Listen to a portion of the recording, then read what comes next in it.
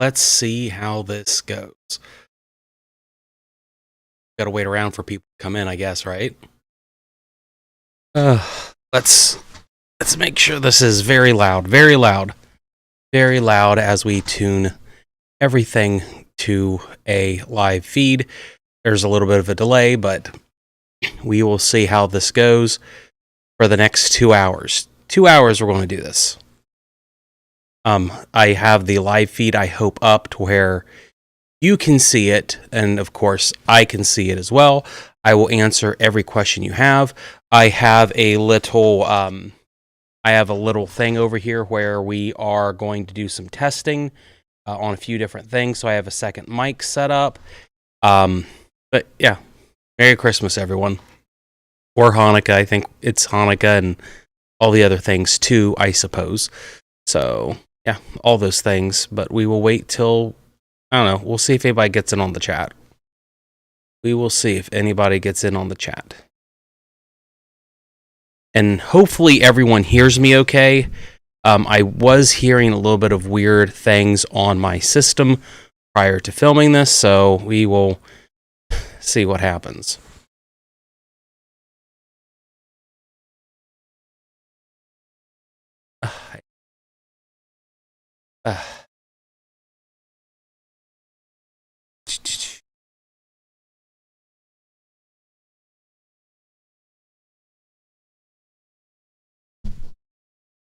Showing up. $1 million question.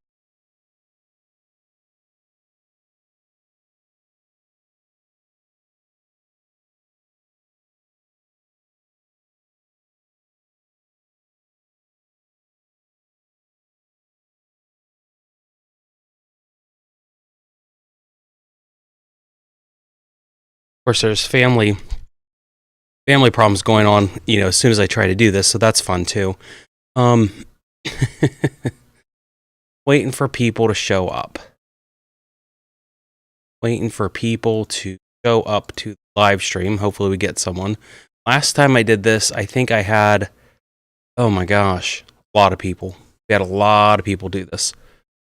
Lots and lots of people coming in on the live stream. And of course, I do have stuff to give away, so we'll see if anyone comes in.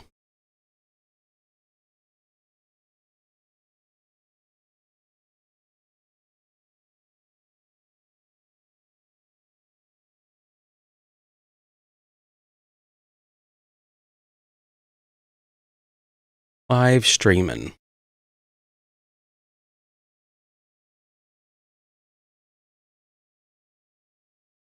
No super chats or members yet, but we'll hopefully we'll get there.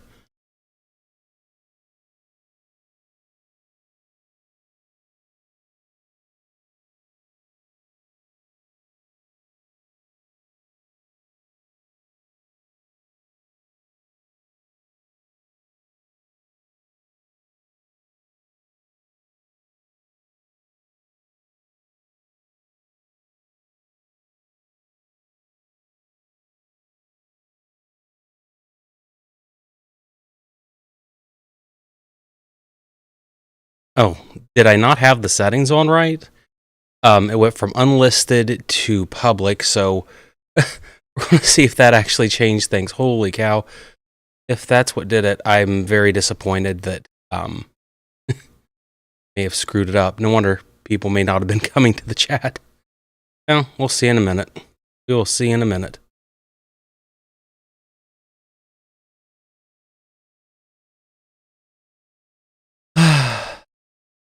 Hey, okay, so apparently it's working now. People are showing up. That is great. I hope everyone is doing well today. I actually had been running this for like 4 or 5 minutes, but I barely realized that I didn't even have the stream listed. So I told people, hey, we'll be on at 5. I was here at 5. I promise you guys I was here at 5, but I didn't realize that there was a setting that I didn't have, and it was broadcasting, but not broadcasting to anyone. And now I'm getting like 100 different chats. Hi Jose, hi Porcupine, hi Fierce, hi Paul from Orlando, Lawrence, Kelsey, Joseph, Jose. Thank you that you appreciate my videos and find them helpful. And then Anoy Motors. I'm not quite 1 hour early. I am just on time if you are on the East Coast.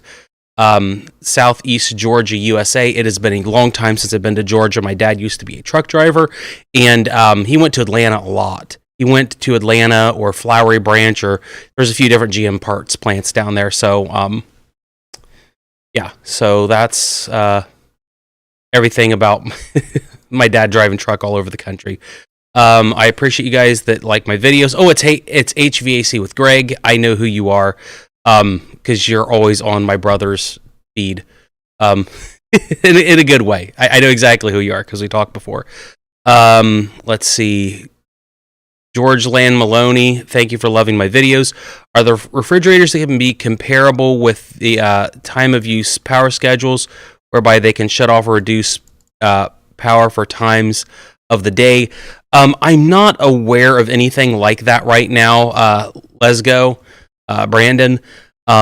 Generally because they're going to run to supply the refrigerator with enough electricity or enough cooling capacity to make sure that your food stays cold. Now, that power consumption will vary by time of day depending on the heat capacity of that heat exchanger on the rear of the refrigerator. So theoretically, it can vary itself, especially newer units that have linear compressors or variable speed compressors. They're going to go up and down based on power, or their motors are going to run at different speeds, and they're going to vary their power consumption. When I did that video where I tested my grandma's fridge and all the others, especially the brand new or new customer return GE that I had, if you were watching that through the days like I was, I didn't really talk a whole lot about peak power in that one because there's just so much to talk about. But you could see through the days that GE could run anywhere from 60 watts up to, I think, 120 watts based on just whether it needed to run really hard or not. Generally, older units or basic units will either run or they won't, and they will take up the same amount of power or they take nothing up at all. Jose asked, what about repairing motherboards? The last time I did a live feed, which this is only the second time I've done this before, the first time we actually went over some stuff with ESR meters to test them. I've done 2 videos on board repair. It's a great thing. I actually just ordered about 1,500 relays today from China to restock my store with a bunch of different relays, because control boards use a lot of different styles and variations of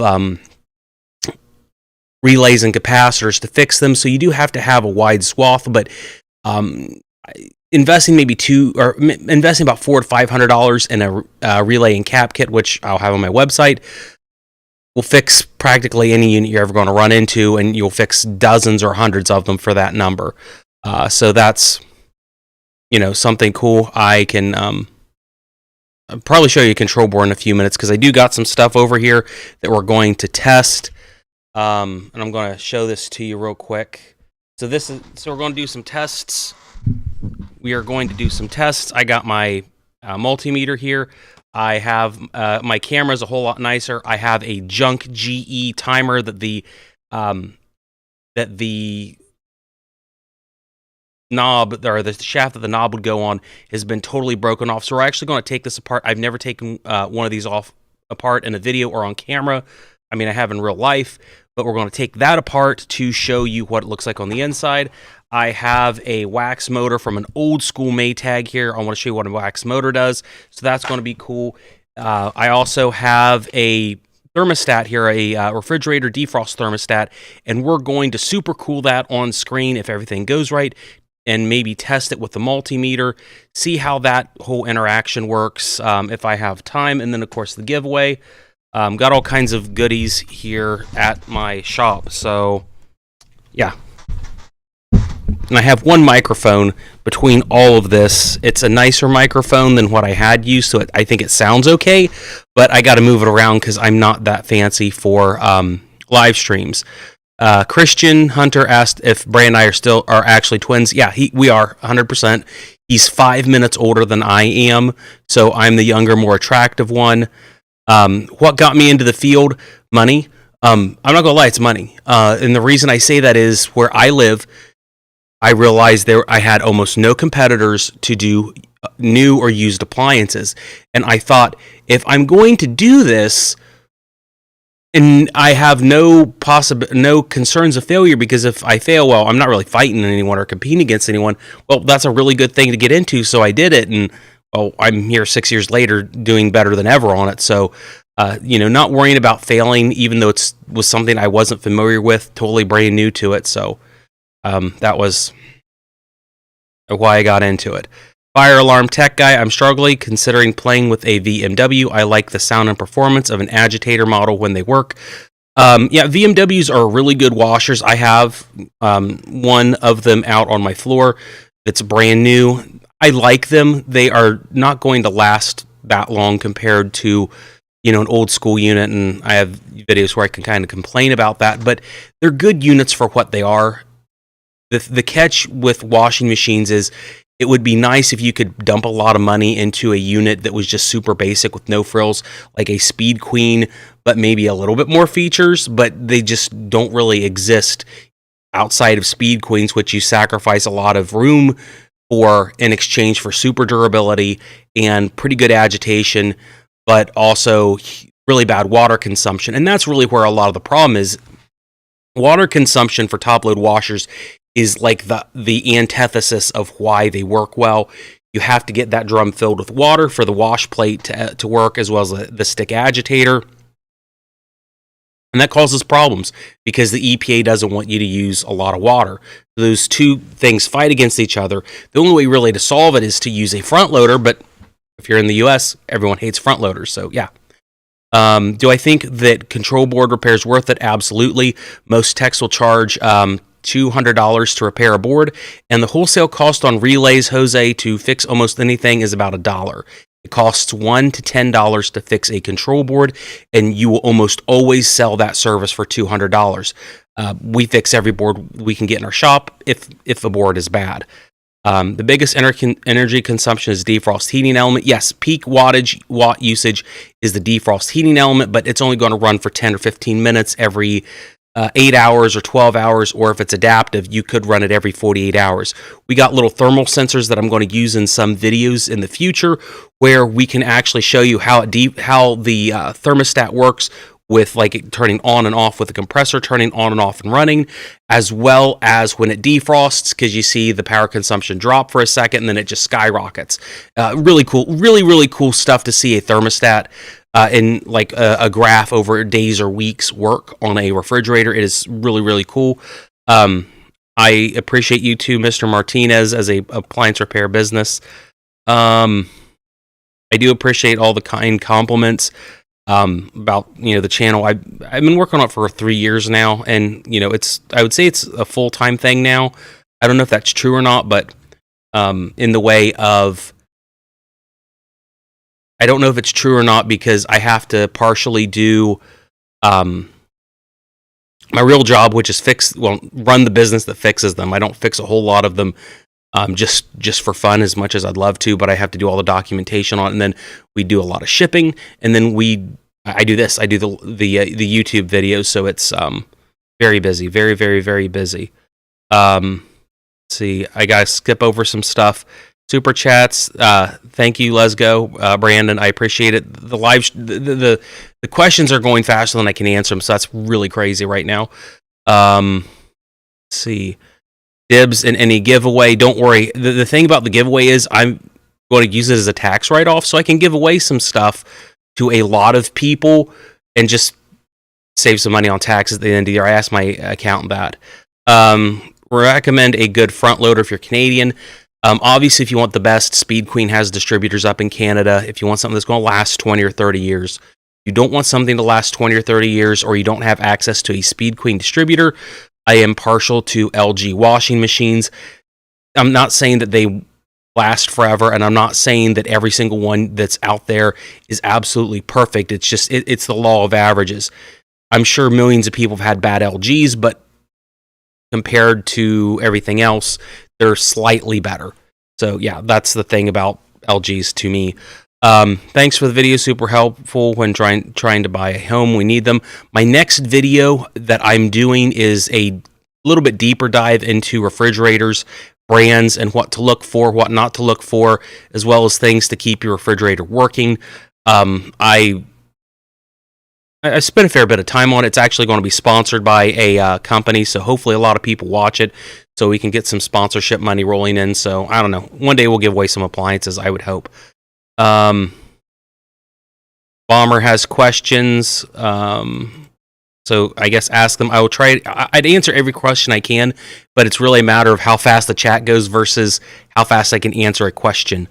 What new washer do you recommend that isn't a Speed Queen? Again, LGs. I like LGs, but they're going to be a huge step down in terms of reliability.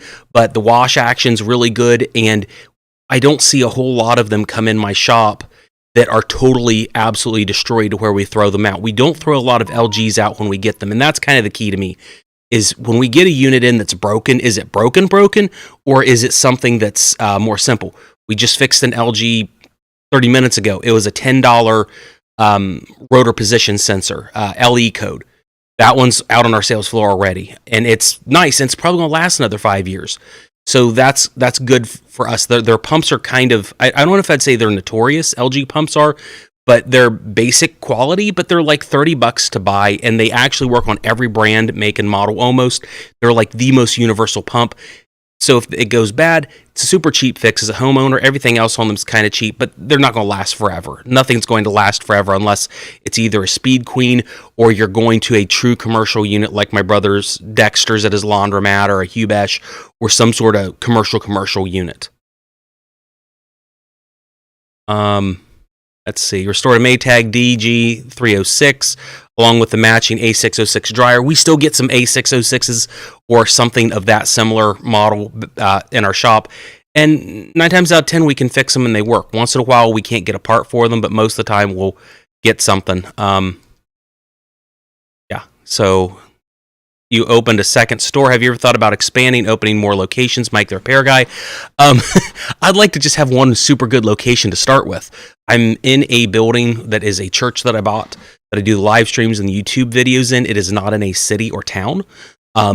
It's out in the middle of nowhere, so we do a lot of Facebook marketing to get our stuff delivered. I'd like to go back to a store, like a big store, so I could do a nice one and then maybe expand to multiple stores. It's definitely something I want to do. Partially it's been because of finances, but YouTube's going well enough to where finances may not be the problem, especially if I can just record what it takes to run a appliance store and furniture store or something, which would definitely be the case. Samsung fridge still leaks water into the big drawer. Make sure that you run water through the drain hole that's in the refrigerator. You have to blow it out really well, really hard with a bottle of water is typically what I use, just the bottle. One of these. Put ice maker line in it. It becomes a pump. You press it as hard as you can inside the drain hole, and it should flush it out. As fast as you shoot it in there, it should go straight down. If it sprays back up, then there's a restriction somewhere. If it gets really bad, sometimes I will take the drain tube rubber that is on the back of the unit, put it on that ice maker line, jam it into the hole for the drain pan, and then I will push it as hard as I can until I blow out the obstruction. Sometimes you can get styrofoam or something in it, and it prevents that from draining out. 90% of the time, that's the drainage issue with them. Otherwise, it is the styrofoam evaporator panel has become so filled with water that you have to replace the evaporator panel, which isn't cheap, but it'd fix the problem there.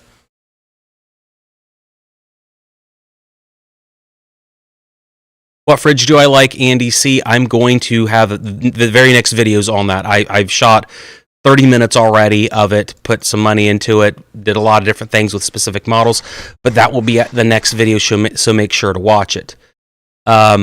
Maytag Pet Pro and do a big in-depth review.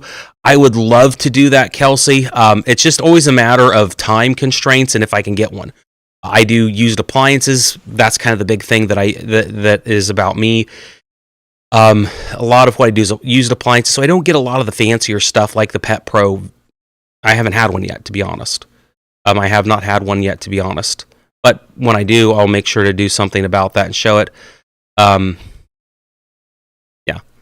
Maytag commercial washer dryer as good, better, or worse than their previous models. It's way better than a Maytag Centennial or any sort of residential one. It has all reinforced parts to it. I really don't like the basic Maytags that Whirlpool makes. They have a lot of drum issues to where the drum or the tub wallers out, where it starts becoming unbalanced, and it's not a suspension rod problem, it is a tub problem, and Maytag will fix that free of charge because it's under their 10-year warranty, but then they run out of stock of them, and then you don't get a replacement for, months. I had a friend of a family member that had that happen, and they're so mad. Going through the chat, if I don't answer your question, I will try to answer it as best as I can. Analog Whirlpool washers in the 2000s, those are called direct drives, Greg. We fix almost every one we get in stock. Sometimes there's issues that we have to condemn the unit because maybe the tub's rotted out, but we'll take that unit and then be able to make 10 other units out of it, basically. I have a Daewoo portable top load washer, kind of old. Clean it so it runs better. Washer makes weird noise. Try to replace belt. Usually if it makes weird noise, it's not the belt, but you could definitely try that. Try to make sure all of the gears underneath are tightened up. We don't have Daewoo washing machines in the US that I've never heard of, just their fridges, which are really, really bad. Their Daewoo fridges are really, really bad. They used to be really good, but they started making them for Kenmore as like a Kenmore brand, and they have a lot of problems, and they're hard to get out of. Who's taller? Brandon is by like 1 inch, but only in height.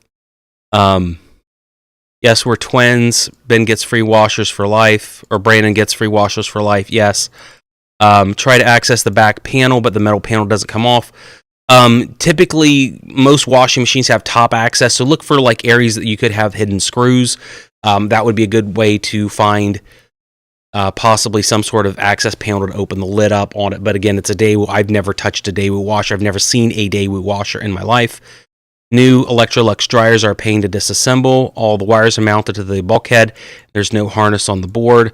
I haven't really touched anything super new on Electrolux to give a comment on it. Electrolux, it seems like they're not nearly as popular in the US as they used to be. When you go to their website, you can't find a whole lot anymore, so we don't get them naturally very often in our store. Now, I say that as a Electrolux unit's running in the background at our test station, which seemingly is going okay now, but I don't think it's like super new.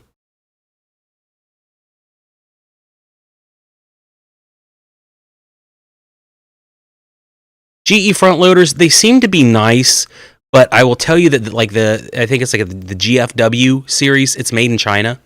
I think by Haier. It seems really well built, even though it's a Chinese Haier machine. But you definitely want the 5-year warranty on it. They wash clothes great, but I don't know. They're Chinese, so. Doing about 60 pounds of towels a day from a dog grooming business. Need 2 stackable sets. That was the next part of the question for Ben E.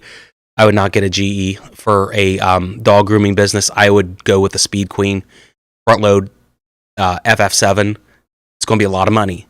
It will be a lot of money, but it will be able to handle the volume that you're dealing with. When you're dealing with professional, commercial levels of washing clothes or pet stuff, you don't want to get a residential unit no matter what, period. You do not want a residential unit. You don't even want you don't even want a Maytag commercial. Because it's commercial. They say it's commercial, which it is, but it's not commercial plus dealing with commercial loads. It's like great for residential, but for commercial, it wouldn't work. You'd either want to go with the Speed Queen FF7, or you'd want to contact a local real commercial dealer that's going to get you either the larger Speed Queen Quantum units, or like my brother with his laundromat, Dexter's. And if you're doing 60 pounds a day, get a 60-pound washer. Yeah, it's going to cost you thousands of dollars, but you can do it all in one load. And the unit would actually last you for about 20 to 30 years with routine maintenance, and it's going to save you a lot in the long run because you won't have to call any techs to go fix it, because that will be very expensive. Yeah. So, just curious if you and Brandon have that weird twin sense finishing other sentences. Yes. Although I would say being 37 years old, it probably doesn't work as well as it used to. But there was a time definitely that would be pretty normal. Could I go on his channel and pretend to be him? Well, one day we'll try it. I think we'll do it for like April Fool's Day or something. A coin-op version of the Maytag at my local laundromat, and they aren't out of order. Again, they're not bad units. They're good units. But if I was trying to be honest and someone said, hey, I'm doing 60 pounds of clothes a day, then I'd say no. It's probably, I mean, eventually it's not going to work great. It's super easy to service, but I just can't see doing that. So one thing that I'm going to do now, and I hate to say this is for U.S. audience, although I flagged it to where it can do international shipping, which you can do it. Here's the giveaway we're doing.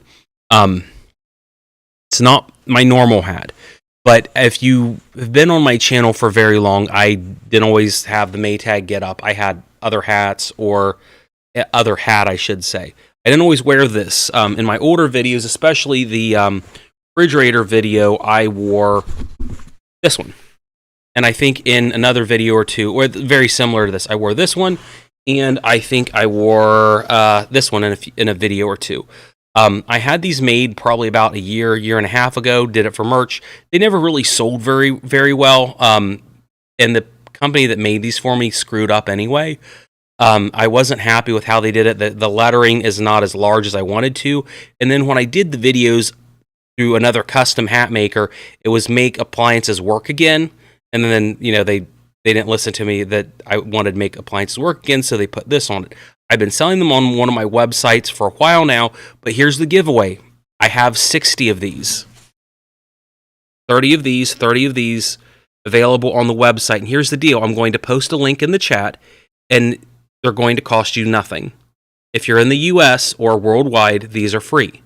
I'm going to post the link in just a second. It will come up with shipping. If you are in the US, there is a shipping code for free shipping as well, so no cost to you whatsoever, but supplies are limited. So let's see if I can post that. It will ask you for all your information, like email address, phone number, and things like that. I am doing that because I don't want to have to go through and copy and paste 60 email addresses, 60 phone numbers, or 60 addresses. It would take way too long. So Shopify, which I sell all my appliance parts through, is going to handle that. We will probably ship them out early next week. It's first come, first serve. There's 30 of each. If I have more inventory in the stream, people find the stream, I may have some more on that link. Limit one per person. You do international, it will charge you shipping. I can't help that because local shipping's like $4, and I can handle $4 a customer. But if someone from Brazil gets that, it may be $20+, and I can afford some things, but I can't afford everything. So good luck. Good luck. May the odds be in your favor. Again, Bomber, if you pay shipping on it, you can have a hat. It's just the shipping is going to be like $14. And you can try the free shipping. It may give you a discount. Or what I can do is, if you do international shipping to Canada, I think it's like $14.11 through USPS, which doesn't charge duties. UPS may charge you a duty fee. I'm not sure, but I can go in and at least refund the $3.99 that we would have charged for US orders. They're free. So yeah. What is the free ship code? I'm only 6 hours from you. On the web, if you click the link, it should literally say what the code is, but I will post the code real quick for you guys. Of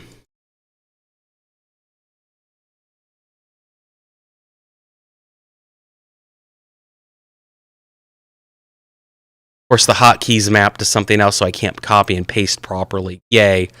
77 concurrent viewers, so if most of you go to the website, you should be able to get one. So it's, first come, first serve. It has a quantity of 30 each on the website. So if we run out of those, when we're done, we're done. When we're done, we are done with that. I may have some more. I just wanted to be safe to make sure everyone got one. But I think I may have more than 60, but I just don't know. So I want to try to be prudent with the freebies just a little bit, not because I don't want to give them out, but because I would hate to say, oh, hey, you got one, and then you don't get one. Dang, I don't wear hats. I don't care if you wear hats or not. I mean, you can just have it as a collector's item. I mean, I don't wear hats unless I'm doing videos or live chats, really. Once in a while, I'll wear one, but not a lot.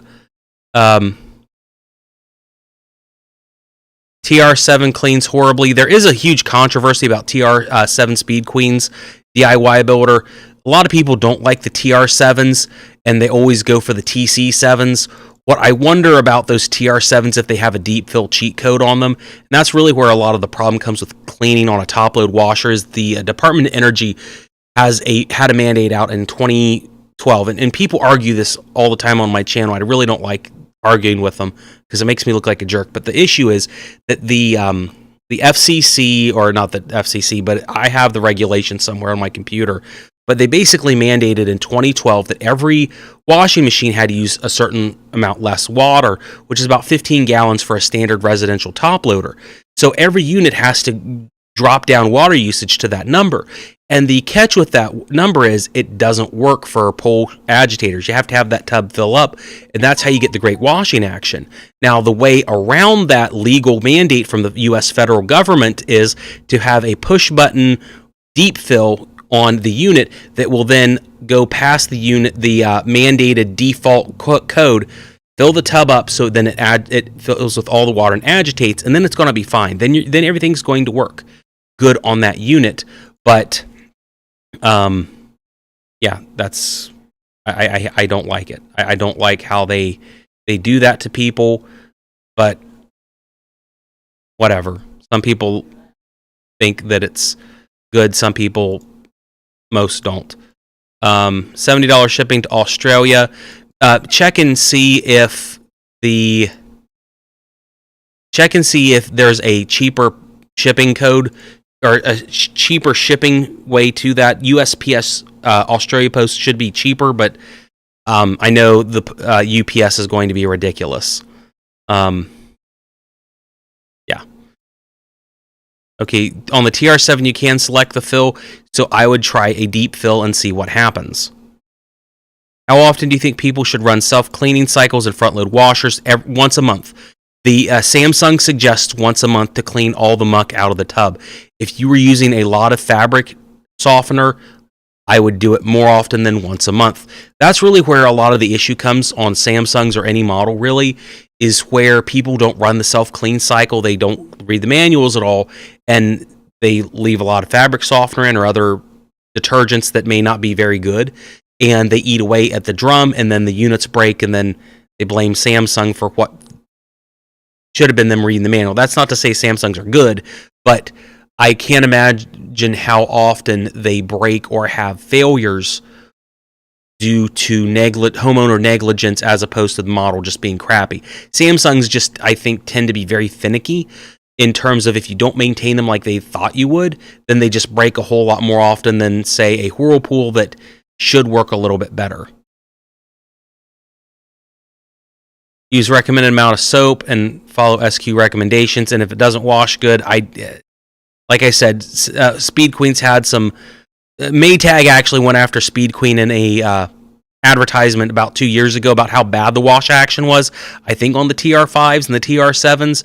And if Maytag can go after you to complain about the wash action versus a Maytag commercial, you have huge problems. People tend to swear by the TC5s better, which are copycats of their really old units, just with enough cheater stuff to get past the government requirements.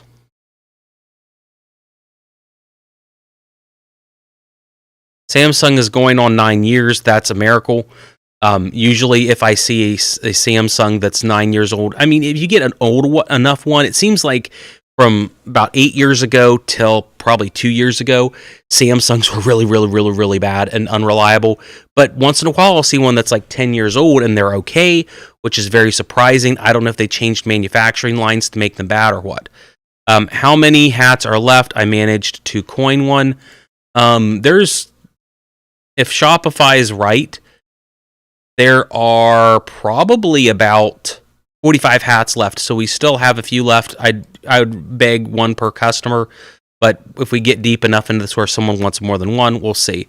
But as far as I can tell, I got about 45 left, and I will post the code and all that in a little bit, so more people will have a chance. So yeah, there we go. Let's see what's next on the stream.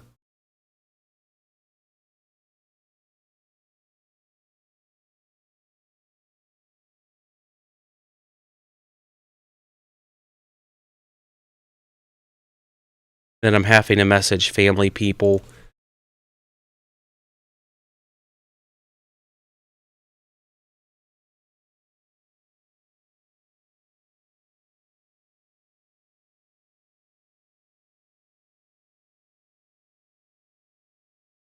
And of course, one fun thing about the live stream is I get up this morning and my wife's like, "Can you leave work early to go help do some stuff so I can go somewhere with a friend of mine?" And I told her, I'm sorry, I don't know if I can do that because I promised everyone a live stream and I told you about it like 10 days ago. Then he says, "Thanks for the great help on choosing a set. The grooming shop towels make for a particularly complicated situation," and that is 1,000% the case. Pet hair and dander is by far the worst situation you get yourself into when it comes to cleaning. We see so many units that like the drain pumps get destroyed because of pet hair. It'll wrap around the impeller motor, and it's just difficult. If it's vacuums, you have like Pet Pros. A lot of companies make those, and the valves are larger to allow for more debris to flow through them. So you can't go cheap if you have either a lot of pets or you're in a grooming service. So you want to unfortunately spend money for something expensive. Big Dave says it looks like there's only red hats available. Let me see what's going on with that. Oh shoot. Okay, so on that, let me see. I got to troubleshoot my own website, I guess, live. So something happened to where maybe the product color did not save. Let's see.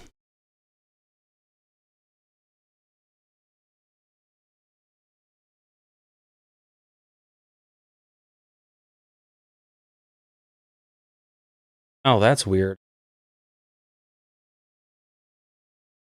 Yeah, I actually see where it on the. Oh, that doesn't make any sense. Okay, so it. Oh, so here's the deal. There is a navy blue on the website for the hat collars, but quite literally, it's not showing the picture. Like there's a red collar, and if you tap beside the red collar, it will select navy blue. I have no idea how that's the case, but I'm staring at it right now. It's like Shopify did something to where,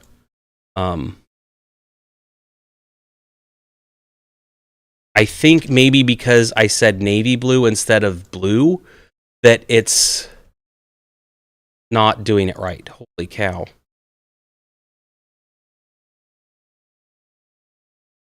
I don't know how that, oh my gosh, I don't know how that works. More family things going on.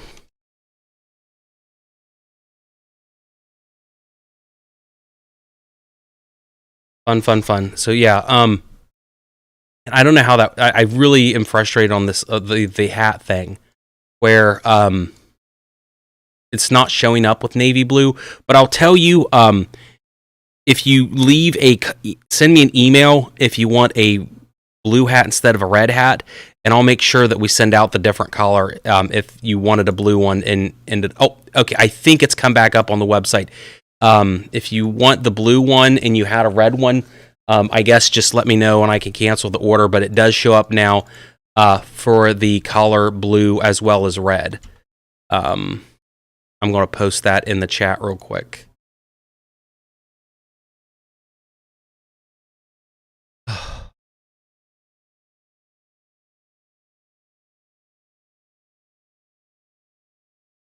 At a drain pump at a vet's office with syringe needles. Oh my gosh. Yeah, that would That would be scary, having to make sure you look before you put your hand in.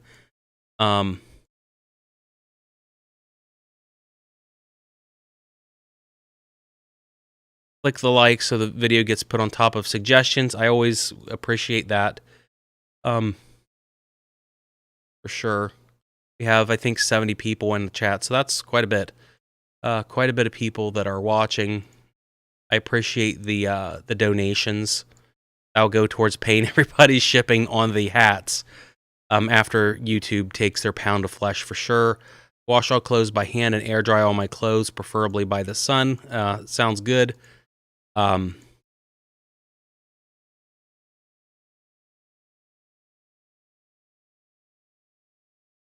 Hopefully the stream is going well in terms of lagging or not lagging. I have a decent connection at my shop, but who knows?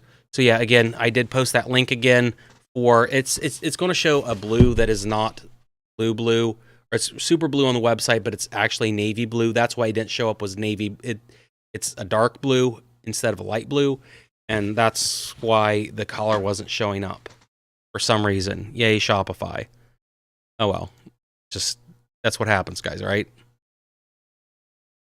If they made washers powered by gas engines, you know, I think it'd be kind of funny, and I don't know if I would have the technical expertise to do it, but it would be kind of interesting to see if you could put a small gas-powered mower from Harbor Freight into Whirlpool, where it would insert into the transmission, or really any belt-driven washer. I mean, you could put any sort of gas-powered motor as long as there's a throttle on it, I guess, if you really wanted to. So, go figure. What's the best way to clean a portable washer? Hot cycle with vinegar. Yeah, vinegar and even baking soda. I'm always a big fan of citric acid. I know I did a video on that where you take about half a cup, put hot water in it, and then it'll eat everything away. I still swear by that, but hot cycle with vinegar is going to work pretty good as well. Vinegar ruins washers by eating rubber. Not that I'm aware of, because really the thing is, there's very little rubber in your washing machine where that water is going to sit. So if you run a little bit of vinegar in it, it's going to flush out of the system faster than it probably would sit there and eat the rubber. Yeah, if you had vinegar in the system for maybe 3 days, 5 days, yeah, it's going to be a problem. But if you're just temporarily, well, I don't think it's going to be a problem. Tommy Hanlon, hello from Dublin. Is that Dublin, Ohio, or is that Dublin, Ireland? If it's Dublin, Ireland, let me know what kind of washing machines you have in Ireland. Because, I mean, I don't know. Everything I do is very US-centric. I try to throw in some information about European stuff, but it's always secondhand information. Same with James Jameson, hello from the UK. Let me know what kind of washing machine you have over there, because yours are a little bit different from ours. Not a lot, because I know you have Samsung and LG and stuff like that, and there's another really cool brand that I think How to Fix, one of the other guys that's like my competitor, he gave some advice on like a really cool front load washing machine that has higher grade parts and that's really cool. I can't remember the name of it offhand, but it's a British made washer that's really cool that I wish we could get imported in the States. Maybe we can. I don't know. If I ever had to make my own washer, I'd probably just ask whatever they did for their cold water wash in their UK model and just copy and bring it over here, because it sounds like a really good machine. Bosch has a drum clean cycle. Great. That sounds good. If you are European stuff, we go in for front loaders. You love it over there. Yeah, I mean, I know that Europe is like 95% front loaders. I get tons of negative comments whenever I do top loader informational videos from Europeans because they hate them. I get why Europe likes front loaders. The problem is, I think that Europe got so used to front loaders, and then when America had their switch from top to front loaders, the front loaders over here sucked and suck generally. It was kind of at the same time they put a lot of electronic controls in units, and the quality just dropped all the way around on front loaders and top loaders. And when that happened, I think people got a bad impression in the United States of front loaders, and a lot of people ditched them. They also don't like cleaning the machines, so they don't leave the door open to make sure mold doesn't appear, and then when mold appears, they get bent out of shape, they get angry, and they want to go back to a top loader. Also, they think if they can't see the water in the tub because of low or low water efficiency cycles, it's not getting the clothes clean, which is a problem. Eventually, I will do a video on front loaders versus top loaders, but I only got so much time in a day. What does clean washer with a fresh cycle do on modern washers? That's, I don't want to say a marketing gimmick, but the idea with that is that you're using a tub wash cycle within a fresh pouch or in a fresh capsule, and that's citric acid, oxygenated bleach, lipase, and other, it's fat burning pill. I don't want to say chemicals because they're organic, but it's what is inside a fat burning pill. And that will go through the unit, and that will rid it of all the junk inside. The EU has stricter water energy conservation restrictions. The Tan Man said, I don't think they do now. For the longest time, the US did not have similar restrictions, but as they are now, I think they are much closer in line with the EU. I'm not saying they're exact, but they are close. I think EU's like 12 gallons for like a 8 kilo wash, and then the US equivalent would be like 14 gallons for an 8 kilo wash. So, yeah. I'd have to find the exact codes on that. The government makes it available on their website, but I think they moved where that was located so I could do it. Speed Queen of refrigerators, Mike Brown. It doesn't exist. I wish there was, and on my next video, I literally say I wish there was a Speed Queen of refrigerators. And the issue is that if you want to get something for a refrigerator that lasts super, super long, like a Speed Queen, you'd have to go with either a Sub-Zero or a Viking. And the problem with the Sub-Zero or Viking is you're going to drop like $6,000 to start with on either of those units, whereas with a washing machine, it's much cheaper. I wish someone would make just a basic top mount refrigerator built like they used to, or a side-by-side that would be much more similar to a German Liebherr unit, which those are like really, really, really, really well built, but maybe a little bit cheaper. And I think things would be good, but the problem is people demand really ergonomic refrigerators with ice makers, and they just will never work. Thermodynamics in a refrigerator means that you can't do certain things, and consumer demands that the corporation wants to give people end up having really crappy units, and it doesn't help make that most fridges are made in Mexico anyways to cut costs. John Grohl said, I sold an old Ringer washer to a guy that sells them to Amish people. They take the electric motors off and run them on gas engines. My studio's in the middle of an Amish Mennonite community, so I get quite a few Mennonites that do believe in electricity to come in and look at my stuff. I build a reputation up with them. But yeah, I mean, Amish would use Ringer washers with a gas-powered motor. They can use gasoline, but they can't use electricity. Go figure. You know, I don't know why they do that, but that's what they want to do. Driving to work today, there's an Amish house with no electricity going to it. There's no overhead power lines, and I can't see any access for underhead power lines, but they have solar panels. So some Amish have evolved to where they will do off-grid solar, and that's it. Interesting.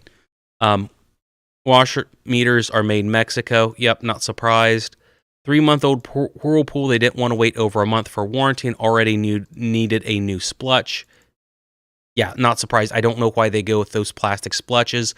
They just, you have all these metal parts, all these rubber parts working, and then you make one area fully out of plastic, which I get that they did that on the motor couplers on the old direct drive units, but if sometimes I don't know why they engineer them the way they do. The freezer in my fridge doesn't maintain cold. It fluctuates and things thaw. It will work if there's better airflow for the fridge. And that's in my next video about refrigerators, who makes the best ones. Manufacturers, at least in the US, say you need 1 inch on each side, the left side, the right side, up top, and 2 inches on the back. So that'd be 2.54 centimeters on each side. You have to have fresh airflow. You have to make sure that the circulation fan, the condenser fan, works. You have to make sure that there's no dirt on the black condenser coils. If there is, it won't exchange the heat properly. You're not creating cold air in a fridge. You're exchanging heat on the outside for cold air on the inside because you're changing the refrigerant from liquid to gas and back again. And with that cycle, with the refrigeration cycle, it's just exchanging the production of heat on one end with the production of cold on the other. And I know that's probably not perfectly accurate, but if it can't expel that heat on the condenser coils, then it's not going to expel cold air on the inside. You have to have both those things in equal measure or it doesn't work properly. If the government wasn't involved on how much water or electricity to use, how would they work? It's a good question. On one end, I think they'd work a little bit better. I really think they would work better. Sean. I think they would work a little bit better, but the problem is that it's around the time that everything got bad, they added a lot of electric components to them. But on the other end, they moved all the factory lines down to Mexico as cost-cutting mechanisms. And the problem is that the quality control is worse, and you add electronics to it, so it's a two-fisted punch. The corporations made stuff cheaper, which they made the prices cheaper because appliance costs aren't keeping in line with inflation, not even close. My my grandmother's fridge that I did the video on, it was $3,500 in current 2022 Biden dollars. It was $2,500 or $3,500 for roughly a 8 or 10 cubic foot refrigerator. They haven't kept in cost, and even 15, 20 years ago, they were keeping with cost and raising the prices, but then when they cheapened everything, they kind of kept prices stagnated for a little while, and the quality went down. Even the newest direct drive ones, the ones that could use as much water as you wanted to, towards the very end of production, they started adding electronic components in like a hybrid Chimera unit, and those ATC switches go bad a lot. Even the newer valves go bad a lot on the old models. So I think they'd last a little bit longer, but not as much as we'd want to.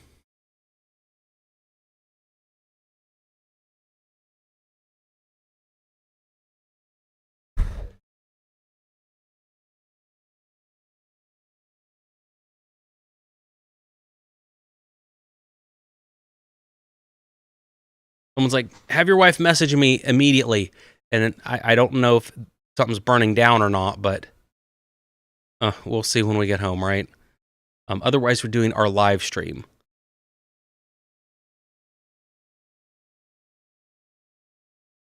I hope everybody can hear the audio okay and it's not cutting out. Oh, Lord. I'm sorry it went back to that. I don't know why. I have hotkeys. I'm so sorry. I don't know how long it was on that old screen. My apologies. Go figure. Ladle 2 asked if front loaders or top loaders are better. You dislike your front loader.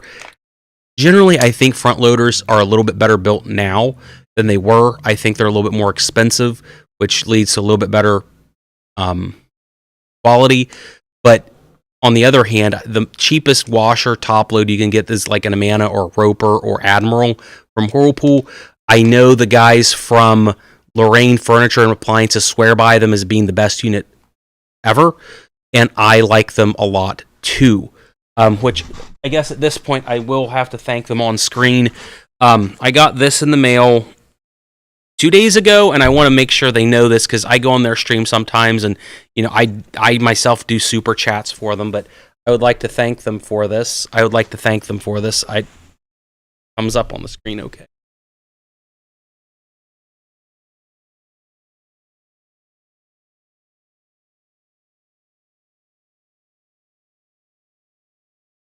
And they were nice enough to send me 2 shirts, one gray, one green, I guess for supporting their channel. So that's kind of why I did the whole hat giveaway too, was to do something for my people too. Not because we're in competition. There's enough room for everyone in washer dryer content. But hey, And there's another link to those hats. It looks like I still have a few left of each color. Let's see if anybody's ordered the navy collared ones. Okay, 5 people have ordered the navy ones, so we still have some of those.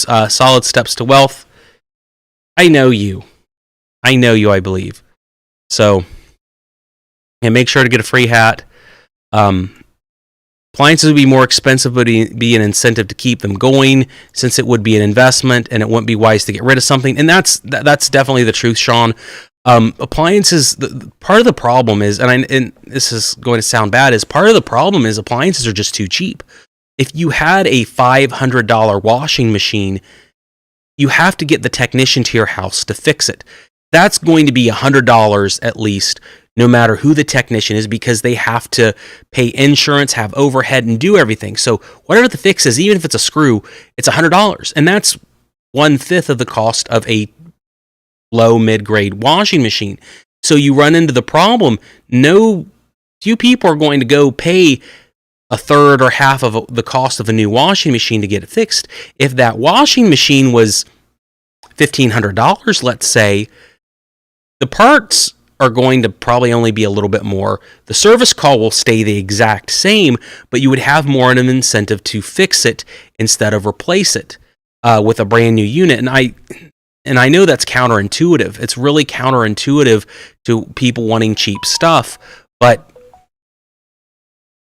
I don't know. But it would require them lasting longer too. I mean, if you had a machine that lasted 20 years instead of 5, and it was maybe twice the price, I think maybe there'd be a part of the supply-demand curve that would make sense, but I don't work at a corporation. I work basically for myself, and I've worked for myself for a very long time.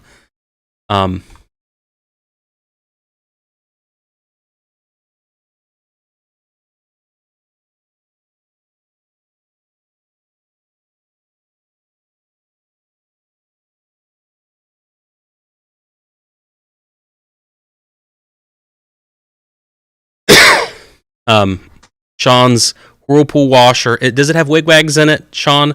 You know, the weird, crazy thing is that I've been doing this for quite some time, and I've never seen a wigwag Whirlpool washing machine. I've seen units that are direct drives from the early 80s to where they should have been wigwags, and I got all excited because the interface looked like it was the old style that would be a wigwag, and I haven't touched one yet. I have not touched one yet. I've seen a lot of different things, and I've seen Maytags from that era, but not Whirlpools. Yeah, so people's time is expensive in the U.S. relative to the cost of goods, and that's really the problem. You know, with a car, if I have to go get the brakes repaired on my car, $200, $300, $400, $500. It's a simple fix, but labor is expensive on cars.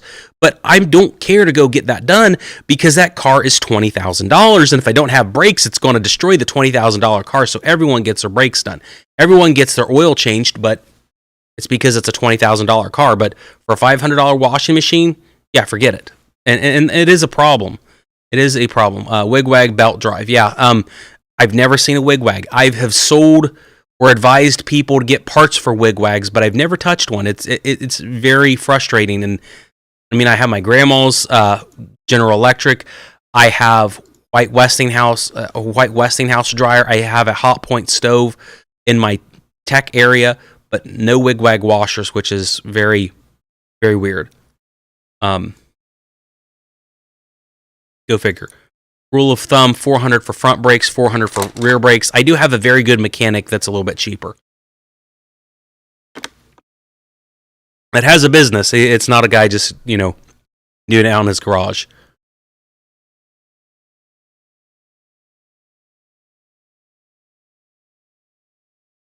Nico said he paid $350 for a new timer, but he's not giving up his washer. Yeah, those timers go out about every 10 years. Sometimes you can get a timer cheaper. One of the companies I do distribution for, ERP, they have core contracts with Invensys and some of the other companies to actually go get those timers. They can go get those timers wholesale because they still make them. They still make those timers down they make them in Mexico, but you still can get those timers, and the wholesale price on a timer is in the $50 to $75 range through ERP. And I hope they don't kill me for saying that, but their costs are very reasonable, which means with my markup, I could get a new timer for I could sell a new timer for probably like $80 to $90, but the problem is it's only for certain models, and that's always the problem with timers is I may be able to get 10 washer timers for old Whirlpool direct drives, but I probably dealt with 200 models of timers, so it's a big mess. I ordered the Red Hat, but I'd order the Maytag if you run out. I would love to do a custom run of these instead of the other hats, maybe for a later time. Pro gamer move here. This is not sewn on. This is actually Velcro, so I can switch these on videos. So if I'm dealing with a GE unit, I can pretend I'm a GE tech instead. How often do you see Whirlpool 29-inch top filter dryers with a clogged lint screen? Plenum, very often. Very, very often. They're horrible. That's kind of like the Achilles heel of that design, is where dirt and debris and lint will build up and you have to clean it. It stinks, but as long as you know what you're doing as a homeowner, you can take care of it. And it's also kind of like a cheap money job for techs. So it keeps bread on the table, which you got to have a few of those within the appliance repair, where there's something that's a reasonable cost to fix, reasonably easy to fix, and it's not the end of the world.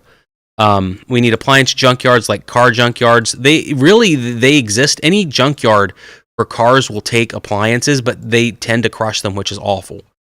People don't do maintenance on vehicles and then just trade them in.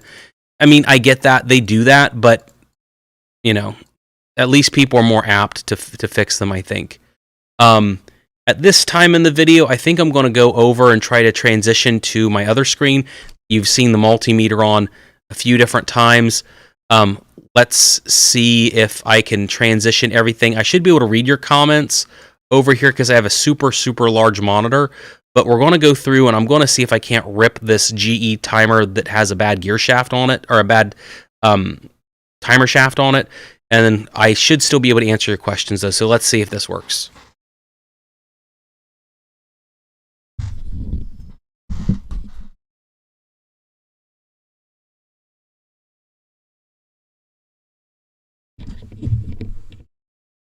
Okay, so I think this should work somewhat well.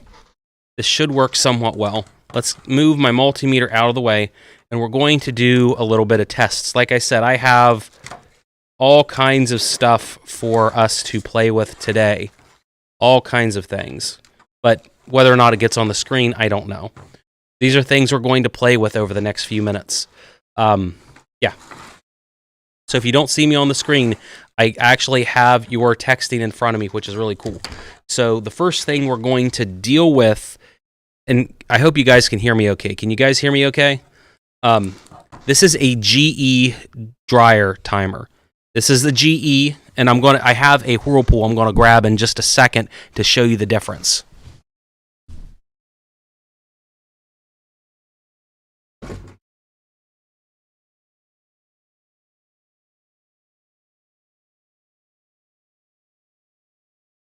So we have a GE timer here, and then this is a Whirlpool to show you the differences between them. And of course, I got to talk in a weird way to do this. But you have the GE here on my left. You have a Whirlpool here on my right. I think this is one I tore down in another video, the Whirlpool. But hopefully the wide angle lens is okay. But you got a GE here. The timer shaft is shot. I don't know why, but GE timers are more robust and work better, but the shafts are just very poor quality. And inversely, on a Whirlpool, the contacts inside are just terrible, but I've never seen the shaft break. So let's take this apart real quick. I'm glad the audio's coming in loud and clear. Is there a particular flexible dryer hose that you would recommend, Big Dave? That's a great question. No, you don't want to use a flexible dryer vent hose. They all have problems to where they will eventually get damaged or kinked or something else. You want to go either with a fully rigid vent or you want to go with a semi-rigid vent. Big thing that you wouldn't know unless someone told you. But we run into tons of customers that will use the very flexible vent, which makes sense because they're available everywhere and they're cheap. but they can fold and kink poorly, and it can create a vent restriction. And then that will blow the sensor out on your unit, and it will be a mess. Sunny Life has a Whirlpool fridge that isn't cooling. Is it not cooling everywhere, or is it not cooling in just one of the cabinets? That's the first thing you want to look at. It was $175 for the timer. That sounds more reasonable. With supply chain issues, they had them at $350. Yeah, supply chain's a mess, and I'm worried it will get worse again. So again, we have a GE timer here. I've pulled 2 screws off of this. Oh, why is my phone exploding? My phone is literally exploding with messages. So motor control housings here. You got 2 wire harnesses, so we're going to remove that. Oh, look at that. Look at that. Look at that. Can you see that, guys? I don't know if autofocus is working. Look at that. Look at that timer casing in this beautiful GE unit. Look at all those gears. Holy crap. Hopefully you can see that okay. That is cool. This is like a $50 vanilla GE timer, and that's the clockwork in it, which, I mean, I think is really cool. And I'm sure I could take these out and noodle with them. GE timers, when you have to replace them, I never have an issue with this part of it, though. So I'm going to put this back on because that's super cool. At least I think it's super cool. How does it work? Okay, so yeah, I'm going to go over this real quick, but I just want to make sure that I put maybe 1 screw in so we don't destroy everything on the inside of it, just so it doesn't fall out. But yeah, I mean, good idea to just kind of go over and explain what's going on with this timer. Because I got the other side of it. I guess the way this one works, and I didn't think about it, was that it's 2 screws on the back, 1 screw on the front. So the way generally everything works on these is you have the timer motor here. The electricity from the unit gets supplied to it through the other connections. It's going to power the motor in this to run when it's in operation. The gear case in it advances, obviously. The real, I guess, money's here in the broken side. You have on here, the top, you have a big cog right here. There's a secondary cog. You have the shaft here, which is shot. One thing I hate about this kind of unit is that you can't find components for anything inside these timers. I've tried to go to China and find replacement parts for the Whirlpools, and it's very hard to get everything rendered on CAD to get these parts. These parts are pennies on the dollar, but the cost to fabricate something like this is just very expensive. Hope you guys are still hearing me. Oh, I pulled that out very fast. Here is the another part of the top of the cog. Once you pull that out, and I don't know if you can see that here, but there are 3 different levels on the camshaft here. There are 3 different levels on the camshaft that will change what's going on with the timer. And again, this is a GE timer here. This is the inside once you've removed, and I've taken all these components out on a GE before and tried to rebuild the timer shaft and put everything back in place. Here's all the different contacts. What happens is, as the clockwork moves inside the timer, each of these relays will connect or disconnect, providing power and heat and other modes to your unit. This is how all your old school dryers and to another extent washers used to work. Instead of having computer relays that fire when a button's pressed or there's a setting or a mode within the programming language, this is all physical. Same way kind of like a watch would work with the gear work in them. So what you can do here is, I guess theoretically, you can take a multimeter, if I can get a tone on it.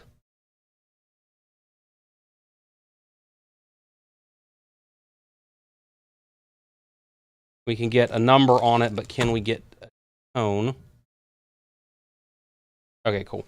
So what you would do is, as the timer progresses, right now, I'm not getting anything here, but as the gear shaft would work, it should press in and then it would create a connection. And I don't know if you can hear that or not. So the other side, so my hand doesn't obscure it.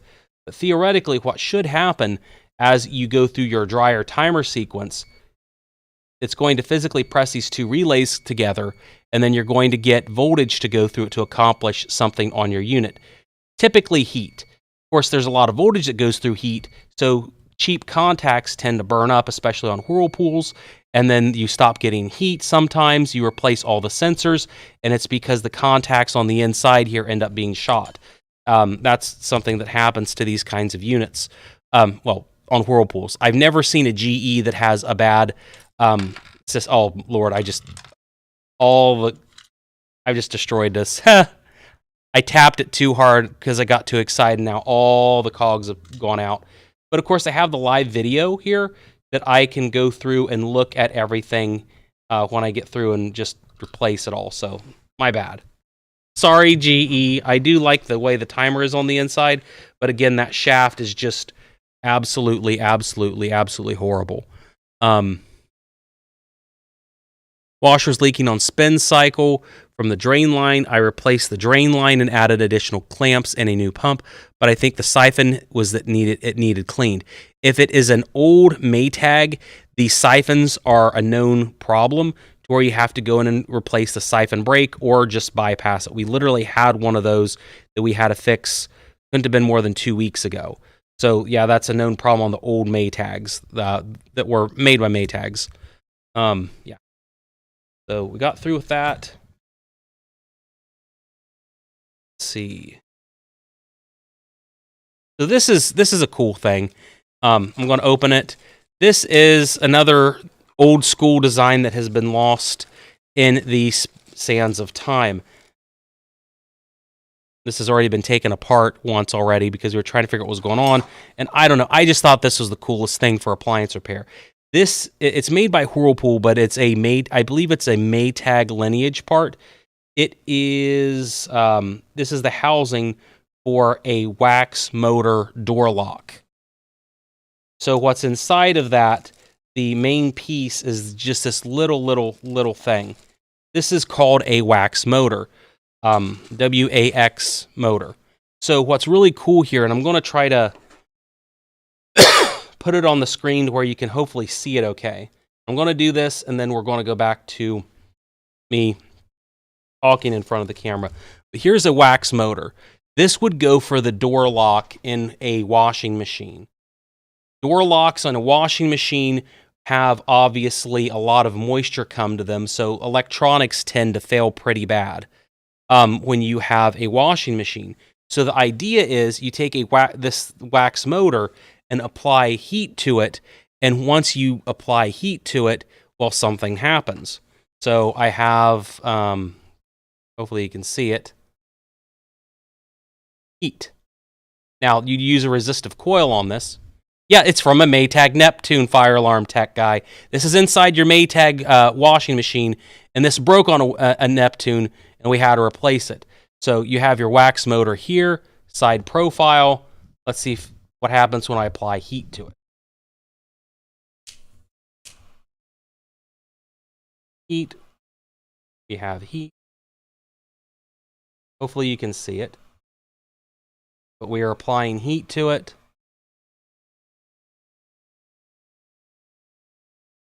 And if you see it, that little, see it?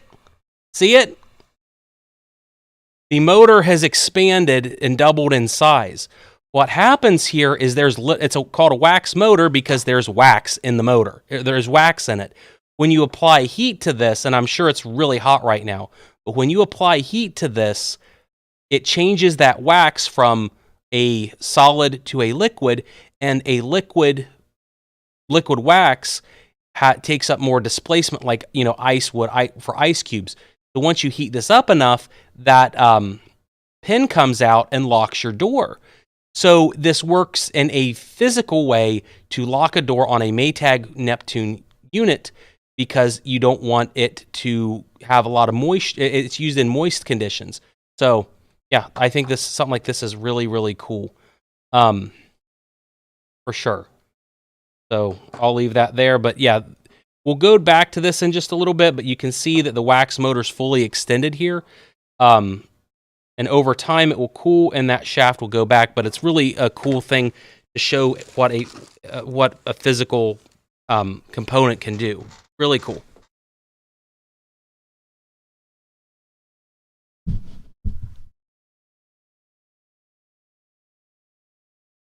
And then, okay. So I hope that wasn't too boring. To me, that's exciting, but is that exciting for everyone else? I don't know. I don't know if maybe I'm just crazy to do that. Have I disassembled a new GE dryer from 2021? No, I haven't. And I'm frustrated because due to time limitations, I can't do things the way I want to. On certain units, I have limited time. So I wasn't able to get to one, even though I had one not too long ago. Although it was a gas-powered model, and I haven't done any gas dryer videos, just by happenstance. Did the wax motor take out the R11 resistor, fire alarm tech guy? Yes, it did. He knows his Maytag stuff really well. But yes, it took out the R11 on it. That's a common problem, obviously, on that kind of unit. Those resistors get toasty because they are only meant to handle so much voltage going through them.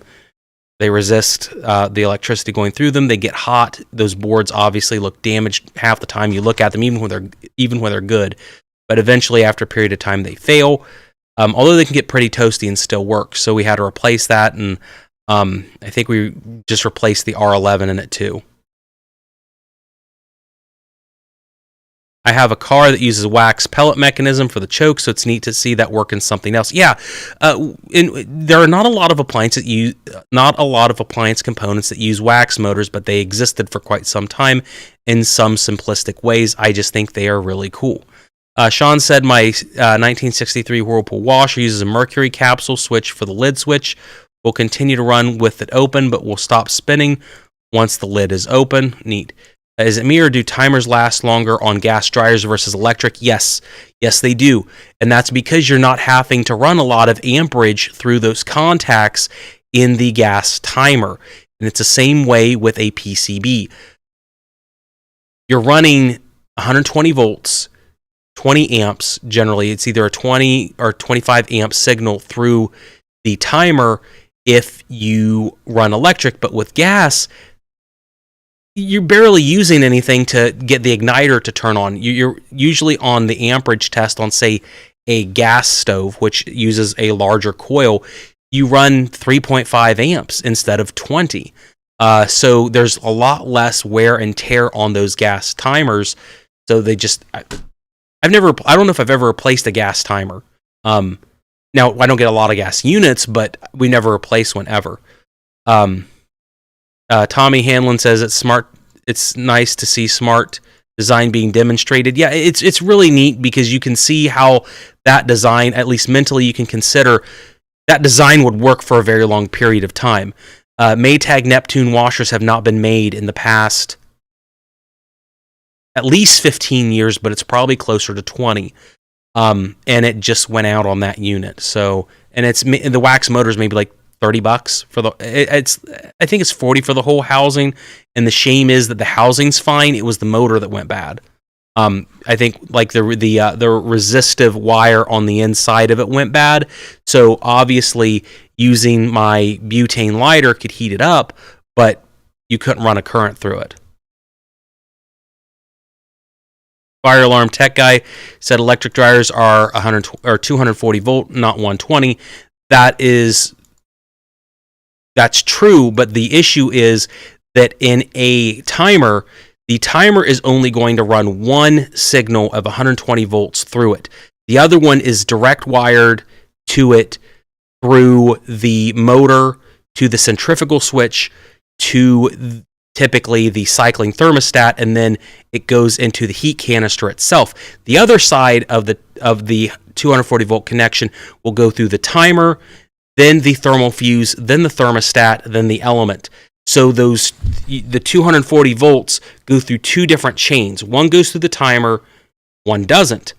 On an electric. On a gas, if anything goes through the timer, it would be 120 volts, but again, much lower amperage. Hopefully I made sense on that. Sometimes people debate whether gas or electric dryers last longer. I imagine gas dryers can last for a while since there's nothing heating to burn out or wiring to burn out. Generally, yes, gas dryers will last longer. They're less finicky on sensors. The sensors are, and that may be part of it too, is the sensors on a gas dryer are more robust. They are more heat tolerant. They have higher cutoffs on them. If you look at Maytag dryers, the old school ones, you'd get gas and electric sensors in them, and if memory serves me right, the gas sensors have a higher cutoff value, so they're harder to trip. Even in poor venting situations, it seems like gas dryers tend to last longer under bad circumstances.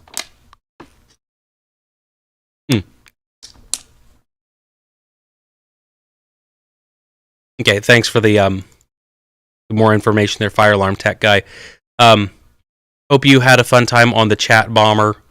I hope it helped. Send me an email or something with a picture that day we wash. I'd really like to see it. One of my favorite videos I've ever seen on the internet is from the Philippines on appliance repair. There's quite a few appliance repair YouTubers in the Philippines, and I watch them. And in one video, I want to say they took a Panasonic, I think it was a Panasonic washing machine, top load, what we would consider a portable size in the United States. And the timer was blown in the washing machine. And they didn't have the money to replace the timer in the washing machine. So they took a egg timer from like a kitchen, and they rewired the components on the timer and mapped it out perfectly for the motor and the transmission, everything else on that basic Panasonic washing machine, to where you could run it. They just rewired the timer from like $5 kitchen timer to run that washing machine. Now, someone had to sit there and I think babysit the spin cycle, because I think they made like a push button for the spin cycle to make sure that it went into the right mode. But it was one of the coolest things I had seen, because their ingenuity was just ridiculous for something we would have, at my shop, we would have unquestionably thrown away. And there's, other videos like that out there showing the inside of, say, refrigerator compressors, hacking them apart and refurbishing them. There's a lot of cool stuff there. Yeah, so it's like propane, 120 volt. That's interesting. Never worked on one. Is it like a ventless Euro Bosch dryer? I know in the US we do have 120 volt ventless, and they're probably going to be similar to what a Bosch would be.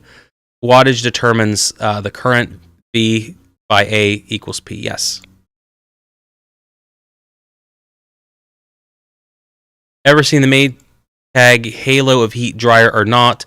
They use pulleys and V-belts for the drum drive and have the heating element at the very front of the lint filter on the back of the drum. No, I don't think I have. That sounds almost similar to the Speed Queen design because of how they have their weird cartridge system. But at least that's what I'm mentally thinking. But I don't think I've taken one of those apart. Most of the Maytags we deal with have the heater can in the front, very similar to a Samsung. Of course, the thing about Samsung's being is that Maytag, right before they went bankrupt, worked with Samsung a lot. And I kind of think that Samsung kind of took on a lot of those old designs and updated them. But they not 3D print some of the old school mechanical parts to bring them back up. You could do that. I've actually thought about that myself, is to go buy, because I make money on my YouTube channel, and 3D, you'd have to get a good 3D printer and something, and if you're not a CAD artist, get a really good scanner. The scanner is the really expensive part, and then go through and redo some of those mechanical parts. The problem with a lot of those parts, though, is you're going to have like relays and contacts, things that are metal, that aren't 3D printable right now. Maybe one day in the future, I think they could be done, and they'd be really awesome. Brian Sutherland asked about LG front loaders. What's the most common failure point? Drain pump. RPS and drain pump, and then the door lock, just like Fire Alarm Tech, because he knows his stuff. Drain pumps are pretty finicky. You need to clean it out. I think they tell you what the schedule is to clean it out every 3 to 4 months. You want to clean it out and just make sure it's good. Otherwise, over time, they're going to get junk in them and smash the impeller. The rotor position sensor, we just replaced one on an LG an hour before I did the live stream. Very cheap thing to fix. Very cheap thing. It's an LE code. Those go bad every so often. It tends to be just cheap stuff on LGs. Had a few where the stator or rotor combo was shot. That's expensive, but I do believe that they have longer warranties on those because they think they won't break. And they generally don't because LG invented, I think, the whole stator design for washing machines, so they tend to be pretty good, I think. GEGSE24HMEES. Excellent refrigerator, cools and freezes very well. Let me look that up real quick. I did a video on that for codes a while back, and the price has really gone up on those. But I did some codes on that kind of style, and I like it. It is a basic refrigerator. It doesn't have a whole lot to it. My complaint was I think that it has a control board in it, but it doesn't have codes. So you have to kind of go manually through everything and figure out what's going on, which it is what it is, but it stinks. I hope it wasn't on that screen for too long. Go figure. Yeah, I have all these hot codes with changing the picture on this, and every time I press the wrong button, like if I copy and paste something, it goes to that screen instead of this one. So, thanks. But, you know, that's the way of live streams. I got to change what the code is. F&P invented the rotor stator. I think LG actually claimed they did, so that's neat.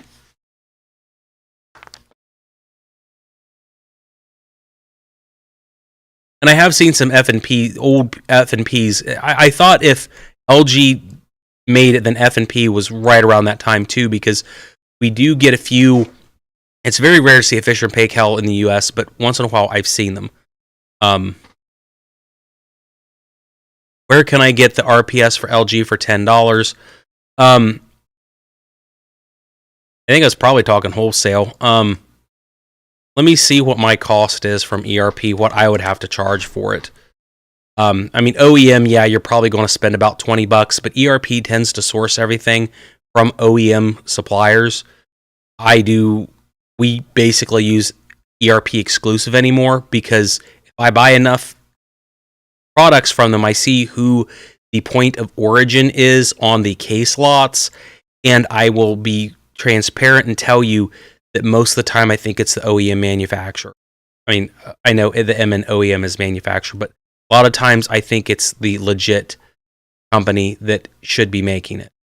Motor sensor 6501 KW 2002A. If I sold them on my store, I probably could resell them, the ERP models, probably for about $12 to $13 each, and I think that's OEM, or it's going to be pretty close to it. So that should be something that I do a video on in the future, and then say, hey, if the LE code's what's bad, go buy it from my website so I can make a few bucks. But yeah, $12 to $13 through ERP is what should be the price. I know there's a bunch of third-party companies that make them. I don't know the quality of every single one of them, but there are going to be a few companies that have them. Because I think I bought a 2-pack for like $12 not too long ago on online. Ever seen a Norge dryer before or not? Yes. It's been a few years ago, so I can't remember anything about it, but I have. A Radiant electric stovetop. Seems like they fail a lot or get easily scratched. Radiant electric, are we talking glass top stove with just the standard glass top with the standard, or are we talking induction? On the standard glass top, they do fail a little bit more than your standard resistive coil tops, but they are really good at directing heat through the glass. I haven't done a test to see what the power consumption on a glass top is versus your standard old school coil design, but it seems like the way everything works, that the glass top would be more efficient pound for pound on terms of electric usage. And even though they may fail a little bit more often, I would argue that you probably make it up in electric costs to where it's not as bad. But the other part of this is wholesale pricing on those surface elements through ERP is really cheap. Unless you get a GE, some of those styles get very expensive, but it's routine for us if we see a bad element to be able to replace one on a stove for $40 or $50. Yeah, that's not the coil where it's like you can get a generic for $15, but I don't think spending $30 to $50 is too bad for a surface element. They tend to be very, very similar. Have you become a cop today? No, I'm just wearing a hat almost like one. I think this is a cop hat that I modified for Maytag because finding the proper Maytag build hat, it was not as easy as I wanted it to be. Norge one time built a positive airflow dryer, but had to redesign them in the 80s since they had a tendency to accumulate lint fairly quickly and were on the noisy side as well. Yeah, the cold front is coming in, Ron.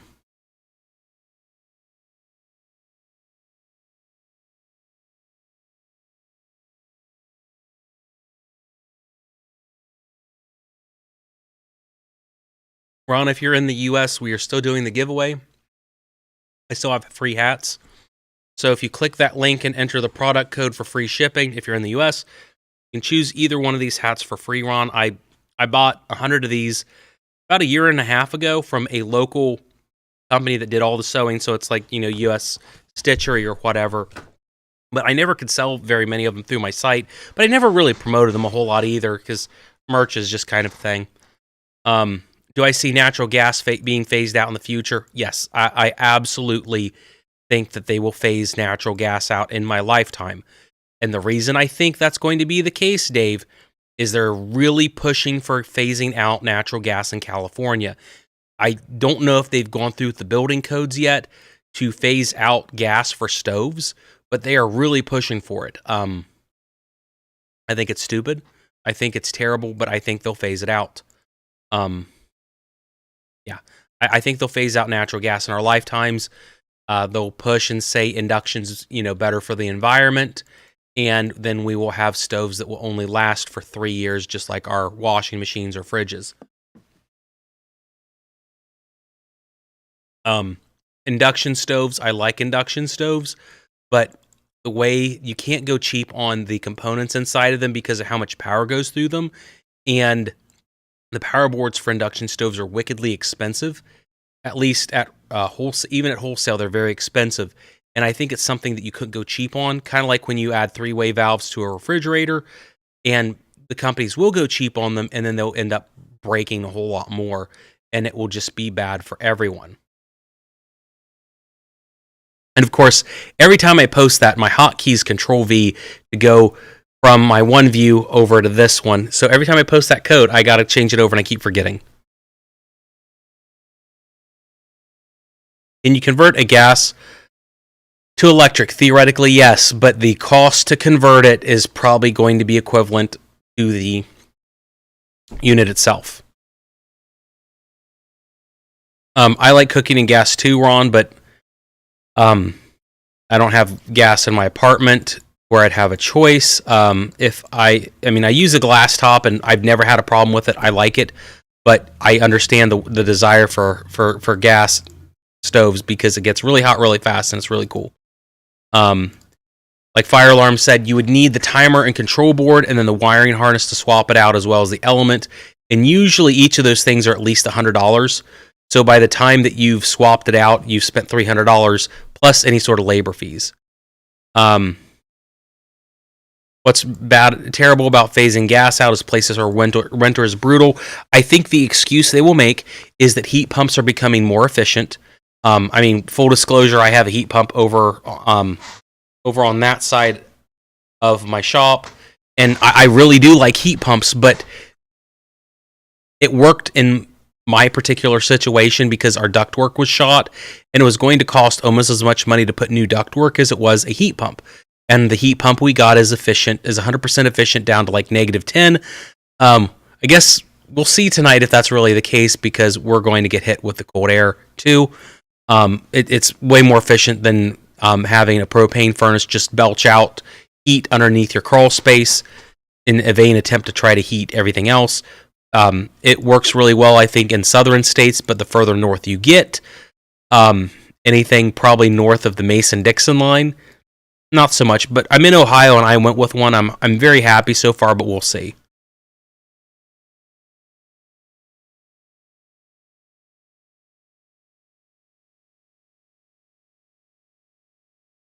Heating the house with natural gas. If you had to use electric, there'd be ice hanging from the ceiling. Electric is very expensive unless you go with the heat pump. Resistive heat is terrible in terms of trying to heat a house. We put our heat pump in our shop. My first month's bill dropped from rough, and I'm going to do a video on it, or at least I think I am, once everything's said and done, to do an A/B test on my heat pump versus propane. My fuel bill went down like 75% when I put the heat pump in. I know it's not a perfect comparison, and I'll get a lot of complaints from how I do the count, but I like my heat pump so far. But again, if you have natural gas, it makes a lot of sense. But where I'm at with my shop, it's propane. Propane is very expensive, and I think a heat pump versus propane makes way more sense than a heat pump versus natural gas. Natural gas is lowest cost per BTU, less than half the cost of the heat pump, at least where you are. It's probably going to depend on where you're at. I don't know. I'd have to look at the exact cost differences. One thing about heat pumps is that there is a lot more room for efficiency to make them better on the coefficient of performance. Right now they're at a 2.0, and they can theoretically go up to about a 3.0. So you can probably make a heat pump about 50% more efficient than they are currently, whereas with a natural gas furnace, they're 96.2% right now on basic ones, and then you can get superheated ones that will jump it up to about 98.5%, but beyond that, there's really not a lot of savings you can get. But, we're probably talking about heat pumps being better 30 years down the road. Is resistive heat more expensive than LPG? My apartment runs off resistive heat, and I think they're about the same. Resistive heat is very expensive. It really depends on how much your electricity is. At 15 cents a kilowatt hour, it's probably about the same.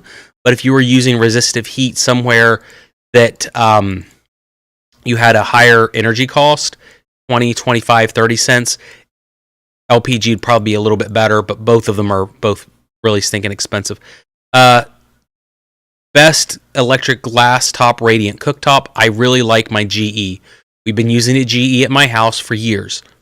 No problems. I would take it probably over Frigidaire. Whirlpool seems to be good, but I've seen a lot of Whirlpool board problems lately that would make me want to give it to GE. LGs tend to have a lot of board issues that aren't related to the radiant cooktop, and then Samsung's going to be Samsung, so it's a dice roll with that.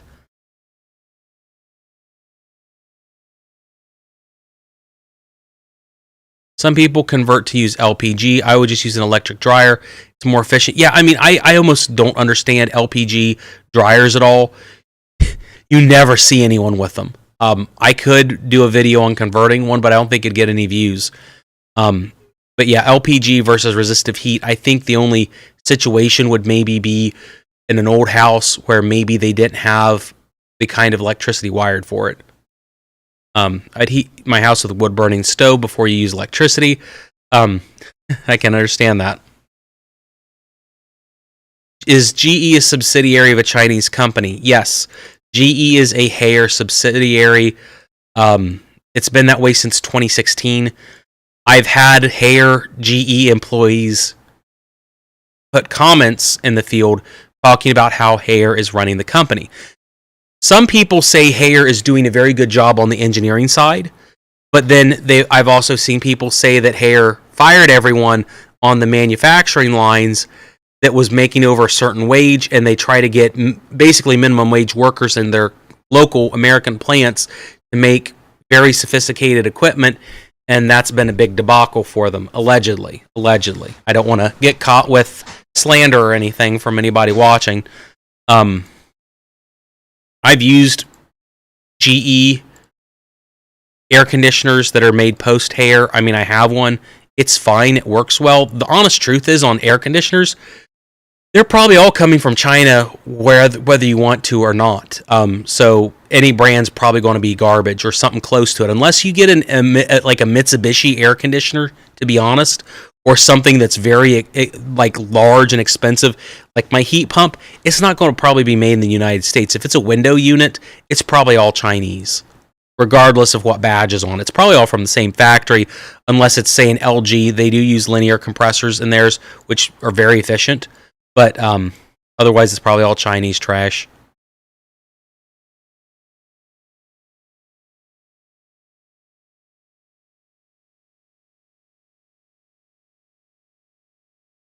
Electric dryers are easy to work on, it seems, but I have to replace parts fairly often, like the back rollers and front drum pads. That happens on overloading a lot. It also happens on really trashy third-party rollers.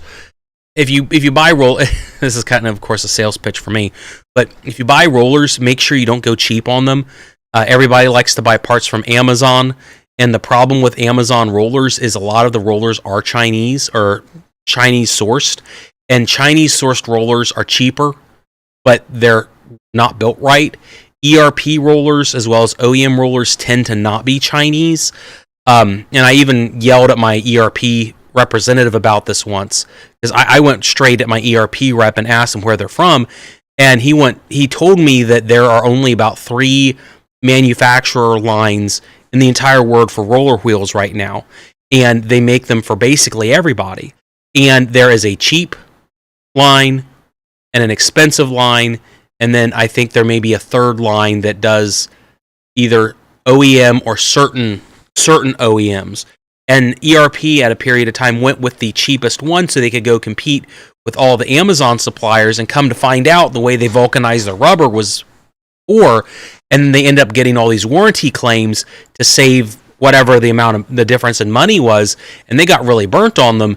And the problem is the Amazon companies are still using that same cheap non-OEM supplier.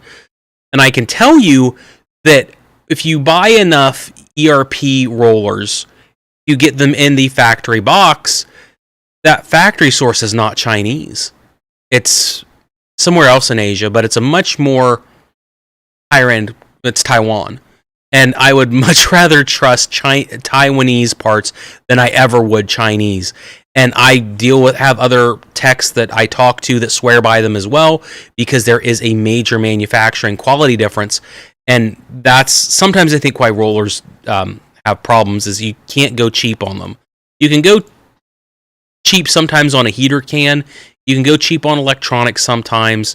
But roller wheels you can't, because it's a physical component that has to be built to a very high tolerance.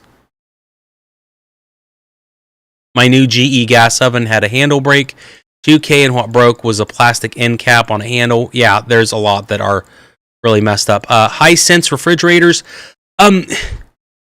Hisense actually gets rated really highly by technicians, not because they're well built, but they're stupidly easy to work on. They're very simple, and it's like they almost use some sort of, like, I guess I'd say generic design and generic component, but not in a bad way, but just a very simplistic, straightforward way, to where if you do have a problem, they just end up being very easy to fix. At least that's what I hear. I haven't had to deal with one in a while, and some of their designs I've seen a Hisense 4-door design that would look really, really cool. And I actually think I've seen some recently at Lowe's that have 2-year warranties just across the whole thing. And if they have a 2-year warranty on them, you would think they're willing to make the parts well enough to last that long.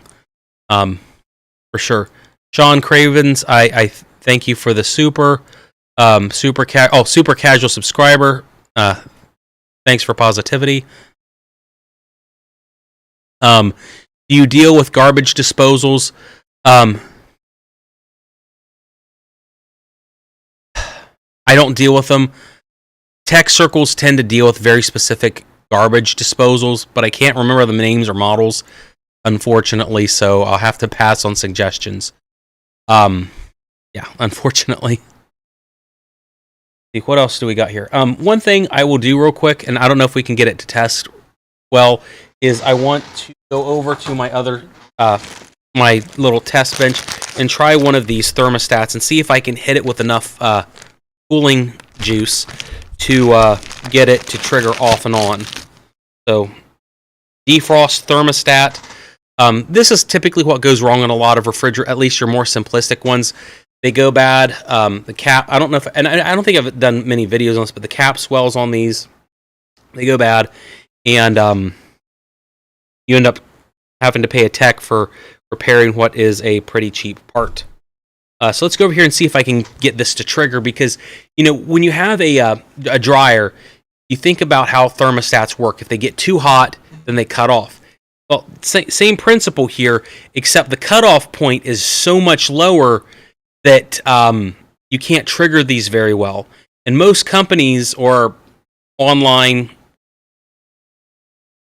tech advice people like me will say, oh, put it in a cup of water, but it requires you to cut these out of the units. But there is a easier way that's kind of fun.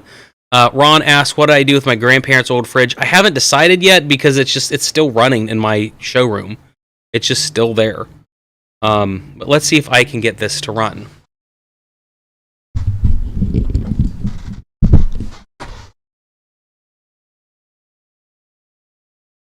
So we still got our wax motor here. Still a little bit warm, but it's popped all the way out still. So the wax has not solidified. So it's still going. Let's see. I gotta physically move all my stuff over to this area.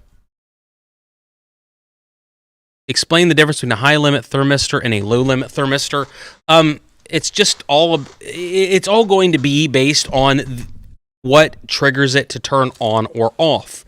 If it's high limit, it would mean that you have to increase the temperature to trigger it off to cycle out. A low limit should theoretically, and I don't deal with enough, a low limit should mean that once it reaches a low temperature, it's going to close the circuit shut. Or at least that would be my thought. So we got our nice little component here.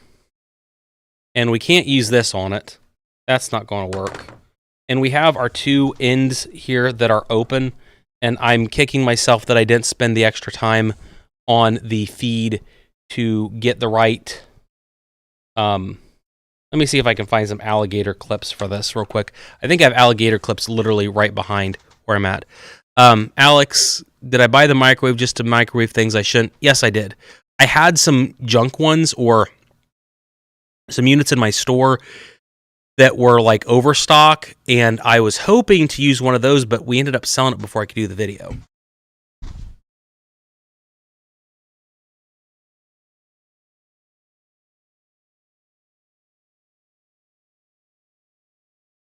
So I got a pack here of alligator clips. So what I'm going to do is replace the leads on my multimeter, and this is a basic one that I stock in my store, an ST201. One of the things that always kind of kills me about appliance repair, especially doing this online for people, I would admit to you, what I don't like about doing this is when people don't have a multimeter and they start just replacing things based on me saying, oh, well, you know, these are the parts you need to look at. But, you know, every video I do, I'm replacing, or I'm testing things before I replace it. And so oftentimes, the people I deal with, they will just start replacing things, and then they'll get mad at me for, or they'll get upset because they never really tested anything, so we don't really know what's wrong.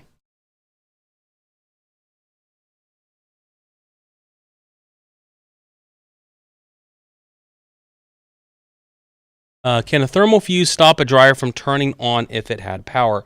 It depends on the thermal fuse. You have thermal fuses for blowers, and you have thermal fuses for heating elements, and they do the same thing. They kill the signal if it gets too hot, and then it just really depends on what goal you're trying to have there.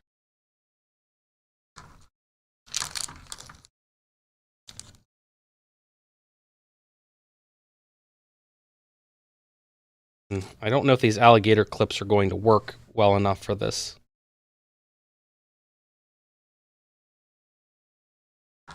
Just my luck.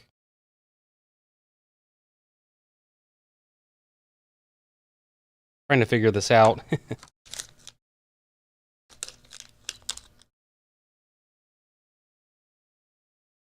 May have to do this a unsophisticated way. See if we can get this. Oh yeah, this will work. So here's what we're doing with this test: is to test the defrost thermostat. So what this does is, in your refrigerator,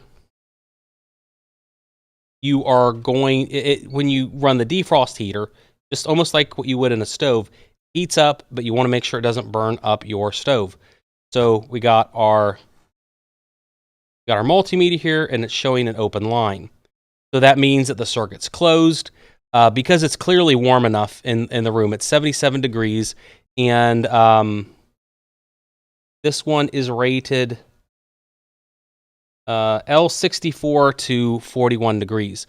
So the deal with it is it should be closed because it's too hot.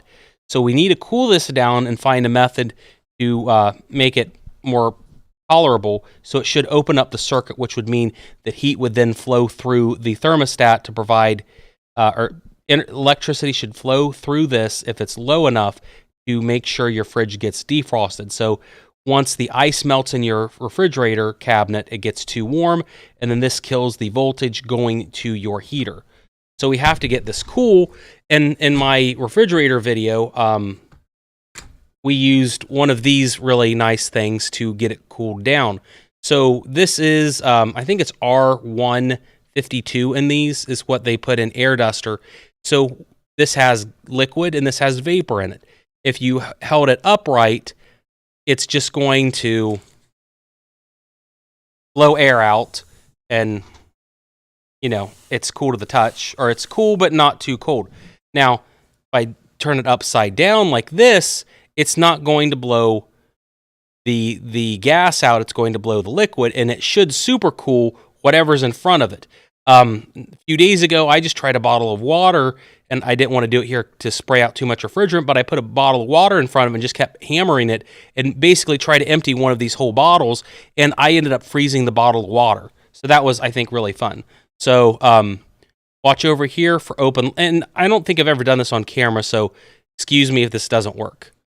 So I got this upside down.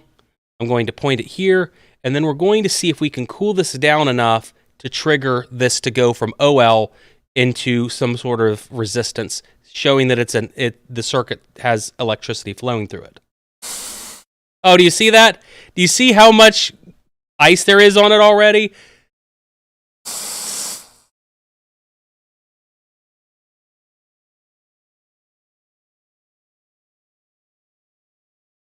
Oh, it opened. See? It opened, guys. We triggered it. Yay. Gloves. I don't need gloves. So it opened up. It is cold enough to trigger it open now. So over a period of time, this will warm up, and it should close the circuit. And hopefully you can see everything on camera. We have our leads tied into the multimeter, so it's now opening. And I don't have I wish I had my FLIR camera programmed in to where we could look at it on this to see exactly how cold it is. I don't think I have any temp guns around. Let me see if I can find a temp gun real quick. I'm going to be back.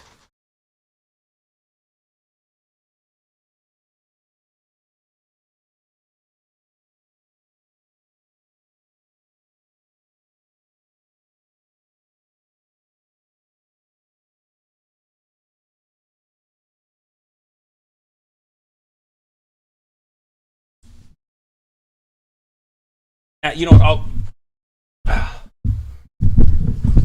what I'll do, instead of the thermostat or the thermal gun, I'm actually just going to see if I can't program my my FLIR real quick.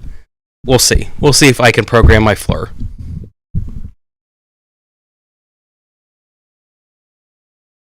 try to answer questions while it boots up, I guess. Let's see. How can you test a bad relay, Jose? Magnets. You can use a magnet to try to trigger it. And admittedly, I'm just basing this off of what I've read. I've never had to really deal with that, because usually the idea on testing a relay is you try to trigger it on a control board in such a way that you expect the relay to trigger and run, but you don't get voltage out of it, so you know that the contacts on the inside are bad. But technically, you can either use a 9-volt battery if the coil voltage will accept it, or sometimes a magnet. So I'm trying to see if I can program my FLIR real quick to look at the thermostat, the defrost thermostat.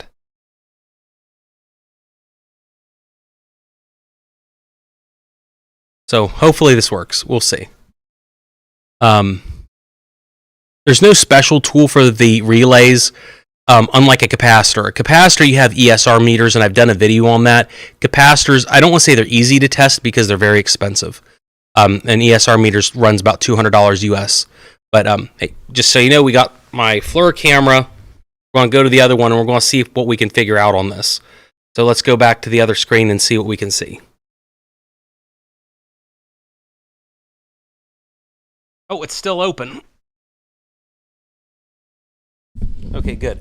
So the circuit on this, I guess I'd say it's operating. We have voltage going through this because it's cold enough. It was OL earlier. Now let's take our FLIR camera and see what we can figure out on it. And hopefully you guys, let me see if I can turn off my light up here. There. So, camera inception here. See it properly. The cold point's running about 38 degrees, and everything around it is higher, so it should be ready to trip in just a little bit. But if you can see it right, yeah.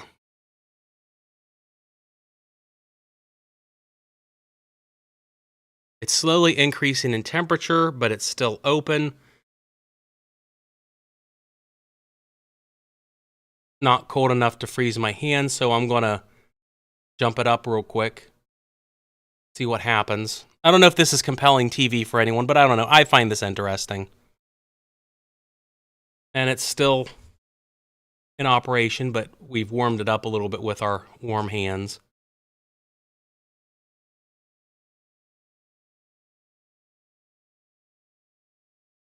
And of course, the way these FLIR cameras are is they take everything relative to the temperature, so you can kind of hopefully see it there.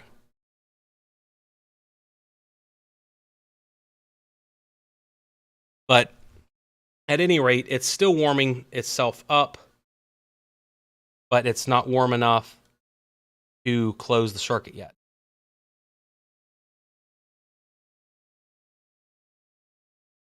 But at any rate, I do really enjoy having a FLIR camera, taking it home to find different, things or, cold spots in my shop, warm spots, anything like that to tell me exactly what's going on. I find it really cool.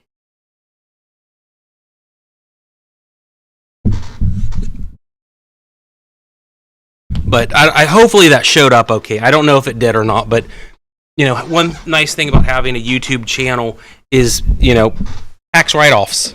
You can tax write off whatever you want to. So I have cameras for live streams and, everything else. So I'm very fortunate to do what I do, but quite fun. Can you put a mechanical washer or dryer in diagnostic mode? No. I've never seen one that would have anything that would do that. I'm not saying it's not possible that there's one, but usually you're just dealing with tracing down wires or whatever based on the complaints. I've been using AI to solve my appliance problems. That's interesting. Is that like ChatGPT 4.0? Because the thumbnail I have for the video is AI generated. That one's AI generated. So AI has some really, really neat stuff. Try to go over Chat GPT to help me troubleshoot instead of calling tech support. All that would be very interesting. That'd be very interesting to use Chat GPT if it was in fact accurate. Alex, can I write off my taxes? Yeah, I mean, if I use it for my business, which YouTube is my business, it's a tax write-off. It's why big channels give away so much stuff, is because it's all write-off. Anything you do for your business, if it's for your business, is a write-off. So, I bought the FLIR camera for my videos. I mean, they aren't going to really, the government won't come after me if I take it home for one day out of 365 and, use it. But, at least I would hope my account would say that. Just so you know, it is 7 o'clock, and I think I said I'd go from 5 to 7 on this. I want to post the link up one more time for those hats. If you haven't got one yet, like I said, the free giveaway, there's a code for shipping that you will get these free in the United States. You'd have to pay shipping overseas, but I can cover like $3.99 of the shipping because that's what I'm doing for everyone else. So I'm putting in the chat in just a second. And I'm going to try to go through and answer as many questions as I can. Let's see. I'm the guy with a new Maytag commercial with a severe vibration on spin cycle. Can't get the service people to admit that it vibrates excessively. Why does it vibrate excessively, ICU? Take the tub, push the suspension rod, push it down as hard as you can, and see if it bounces up like a basketball or if it comes straight back up. If it comes straight back up, it is not the suspension rods. What you can do is bypass the lid switch by taking the striker and putting it inside, and then going to my videos, check manual mode. You want to go into manual mode, force it into spin, see why it isn't balancing right. One problem Maytags have lately that I have seen is that they will have an oscillation issue to where the inner tub and the outer tub are not in proper alignment due to a bad hub or, God forbid, a bad tub. So when the inner tub is spinning on the inside, it's not perfectly in alignment with that outer basket, so it starts wobbling as it spins. And once it does that and it gets up to a high enough spin, it will shake the unit apart. So that's a big issue. Also, take the lid off, take the top off of it, see if there's any shipping bolts or any sort of packing items in it. For front loaders or top loaders, I don't know if they have shipping bolts in them, but on front loaders, there's a big issue with them not spinning out properly because they have these massive bolts to keep the drum not cracked during shipping so it doesn't move around a lot. Jenn-Air vent hoods. Unfortunately, I don't know anything about vent hoods. I haven't noodled enough. Whirlpool fridges leaking out, built from 2017 to 2019. What kind of leaking? Are we talking Freon or water? Water, you just want to flush the lines. Most of them can get debris in them randomly, where they just need water flushed through them. Inverter microwaves, I think it's probably a piece of unneeded technology in the name of energy efficiency. I understand why they do it, but the way a microwave works is generally it's either on or it's off, and the power settings really only handle whether it's on or off based on different cycles. So like 1 out of 10 would mean it's only on for 1 second, off for 10. That's how defrost works.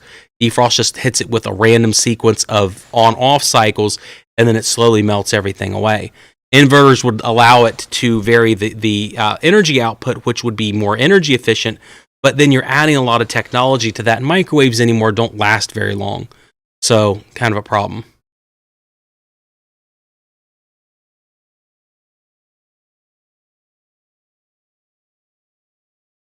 Leaking Freon, you'll have to find someone that's a sealed tech to go in and fix the leak and repair whatever's wrong.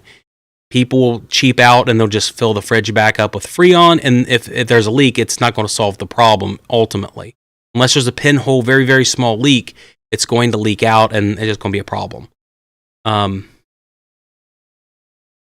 Your channel led me to picking a Whirlpool fridge. I will have a video out where I talk very fondly about some Whirlpool fridges and not so fondly about other ones in the near future. Hope I helped you out, Edward, on the new tech. And if I didn't answer your question, I apologize. It's not because I don't want to answer your questions. It's because I didn't see your questions. Sometimes I get surprised that the chat goes as fast as it does because I don't expect that many people on. Trying to scroll up just a little bit. And that's interesting. It's a FLIR camera. I love mine. 384 unit property in 2018. Replaced over 60 refrigerators due to them leaking out. That's what Coven said. Yes. Whirlpool Matrix refrigerators. The freezer tops, like I had in my comparison video, have a horrible problem leaking, and I don't like their freezer tops. I like Whirlpool side-by-sides. I like Whirlpool French doors. But their freezer tops leak a lot. And I don't know why, but it's a huge problem to where they start overcooling because they leak, and it's like it just it tries to run too much. It's a very insidious problem. We just trashed another unit today because it leaks. They are made in Mexico, but most top freezers are. I think all top freezers are, but there's just something about them that I don't like. Yeah, so that's it for the day, guys. I sent another link for that hat. We'll probably fulfill all of those orders Monday. I probably won't force my guys to do my bidding tomorrow. We'll send them all Monday.